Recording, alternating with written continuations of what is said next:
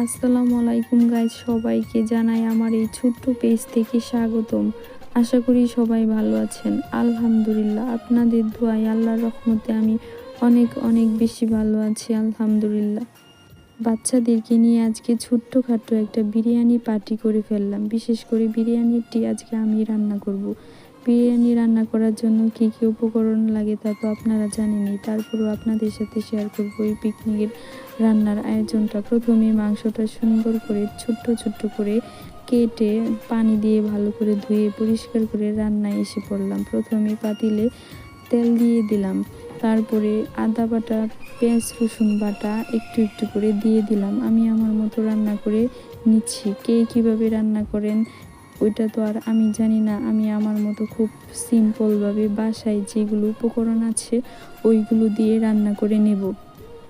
খুবই সাধারণভাবে বাসার যেগুলো উপকরণ আছে এইগুলো দিয়ে সুন্দর করে বিরিয়ানিটি রান্না করে নেব।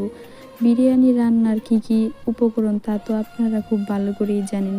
আমার চেয়ে ভালো অনেকেই রান্না করতে পারে, আমি বেশি ভালো রান্না করতে পারি না। আমি এমন না যে অনেক আহামরি ভালো রান্না করতে পারি, আবার এমনও না যে অনেক খারাপ রান্না করতে পারি। মোটামুটি আমার রান্না চলে, তাই আপনাদেরকে শেয়ার করব। আপনারা কমেন্টে বলে যাবেন যে আমার রান্নাটা কীরকম হয়েছে। খুব বেশি ভালো হয়নি, খুব বেশি খারাপও হয়নি। আমাদের রান্নাটা আমাদেরই খুব ভালো লেগেছে। তারপরেও আপনারা কমেন্টে কিন্তু জানিয়ে যাবেন আমার রান্নাটা কেমন হয়েছে। মশলাটা ভালো করে কষিয়ে তারপর মাংসটা অনেকবারই কষিয়ে নিলাম। সম্পূর্ণ ভিডিওর মধ্যে দেখানো তো সম্ভব না, ভিডিও অনেক বড় হয়ে যাবে। তারপর মাংস ভালো করে কষিয়ে ওটার মধ্যে চাল ধুয়ে পরিষ্কার করে দিয়ে দিলাম। তারপর শেষ পর্যন্ত কি হয় আমার পাশে থাকেন, দেখতে থাকেন। বাচ্চারাও স্থির হয়ে যাচ্ছে কখন এই বিরিয়ানিটা রান্না হবে, কখন খাবে। আমার পাশে থেকে তারা উৎসাহ দিচ্ছে কখন বিরিয়ানিটা হবে, কখন বিরিয়ানিটা হবে, তারা কখন এই বিরিয়ানিটা খাবে। তারপরে ভালো করে কষিয়ে চাল মাংস একসাথে কষিয়ে এখন পানি দিয়ে দিলাম।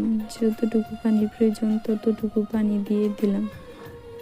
এখন আমার বিরিয়ানিটা রান্না করা প্রায় শেষের দিকে, এখন খাওয়ার পালা। প্রায় শেষের দিকে ফাইনাল লুকটা কেমন হয়েছে বিরিয়ানির কমেন্টে জানাবেন। আজকে এই পর্যন্তই। সবাই ভালো থাকবেন, সুস্থ থাকবেন। আল্লাহ হাফিজ।